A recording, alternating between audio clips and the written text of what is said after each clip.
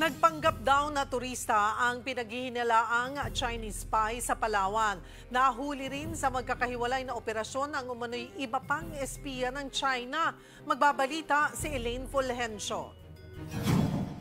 Sa unang tingin, mukhang tipikal na turista lang ang lalaking ito na kumukuha ng picture at video sa tabing dagat sa Puerto Princesa, Palawan. Pero sabi ng mga residente roon, kahina-hinala ang kilos niya. Ang kinukunan kasi niya, mga barko ng Philippine Coast Guard. Kwento ng testigong si alias Lady, nagulat siya nang malamang naglagay ng CCTV sa lugar ang turista at wala itong pahintulot. Doon ako nagdududa, parang kahina-hinala yung kilos nila kasi nakaharap po doon sa West Philippine Sea. Kasi doon po ang daanan ng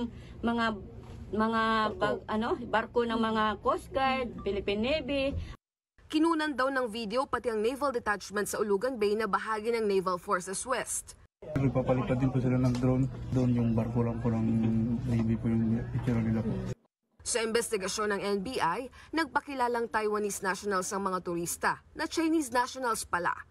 Posible raw na pang-ESP ang ginagawa nila na konektado umano sa inarestong Chinese spy kamakailan na si Deng.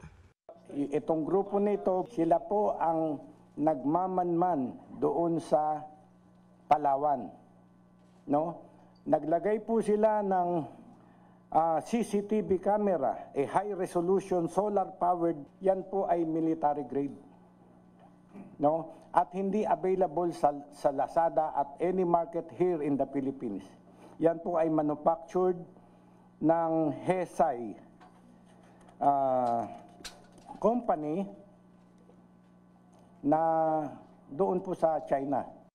Sa ikinasang operasyon, magkakahiwalay ang 5 Chinese na sinasabing nag-iispiya sa Palawan. 2 nahuli sa NAIA, isa sa Binondo at isa sa Intramuros, habang ang kanila raw field commander sa Dumaguete nahuli.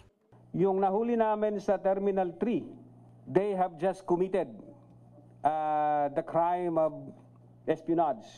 After the arrest, we've received another intelligence packet and we've conducted verification na aside sa 2 grupo na yon, meron silang kasama dito sa Manila na they were about to link for the collation of the data. Ayon kay Armed Forces Chief General Romeo Browner, delikado para sa national security ang nakuhang datos ng mga Chinese. Posible raw gamitin ito para targetin ng mga base militar sa bansa. The information are actually being sent real time kung bakit tuwing nagre-resupply mission tayo. Pag alis pa lang nung barko natin, alam na nila. Meron kaming nakita at least 4 pa na mga CCTV na nakakalat po dun. Mariin namang itinanggi ng umano'y leader ng grupo na nag-iespiya sila rito. Hindi man. May mga negosyo talaga. Halapin kami, mga blano kami, mga negosyo, mga lobster, seafoods. Lobster? Para saan naman yan? Negosyo. Sa kabila ng kanilang paliwanag, tuloy ang reklamong espionage laban sa kanila. Para sa 1PH, Elaine Fulgencio, News 5.